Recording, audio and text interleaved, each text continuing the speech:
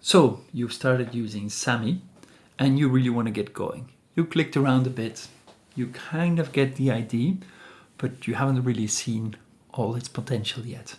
In order to really get going, we suggest you follow the onboarding progress.